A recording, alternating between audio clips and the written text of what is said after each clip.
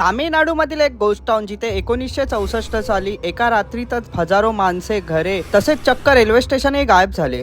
इंस्टाग्रामवर आजही या ठिकाणाचं नाव घोस्ट टाउन का येते ही पूर्ण हॉरर स्टोरी जाणून घेण्यासाठी व्हिडिओ शेवटपर्यंत पहा. रामेश्वरम ज्योतिर्लिंगाचे दर्शन घेऊन आम्ही या ठिकाणी एका लाईट हाऊसला आलो. इथून या सिटीचा व्ह्यू सुंदर होता, पण इथली शांतता आम्हाला अस्वस्थ करत होती. एक तुटलेले रेल्वे स्टेशन होते ज्याचा ट्रॅक कोठेही जात नव्हता व चर्च वाळूच्या सांगाड्याप्रमाणे उभे होते. एका भयंकर नशिबाला इशारा देत होते. इकडे आम्हाला मारीबाय भेटले, ज्यांनी समुद्र जिवंत झाल्याची भूतकथा सांगितली. 21 डिसेंबर 1964 साली समुद्राने आपले रौद्र रूप दाखवून या शहराला गिळून टाकले. झाडांपेक्षाही उंच लाटांनी हजारहून अधिक लोकांना बेपत्ता केले. आख्यायिकेनुसार याच ठिकाणाहून श्रीरामांनी रामसेतू बांधण्यास सुरुवात केलेली. या जागेला धनुष्यकोडी घोस्ट टाउन असे म्हणतात. हे घोस्ट टाउन आजही त्यांची रहस्य ऐकण्याचे धाडस असणाऱ्यांची वाट पाहत आहे.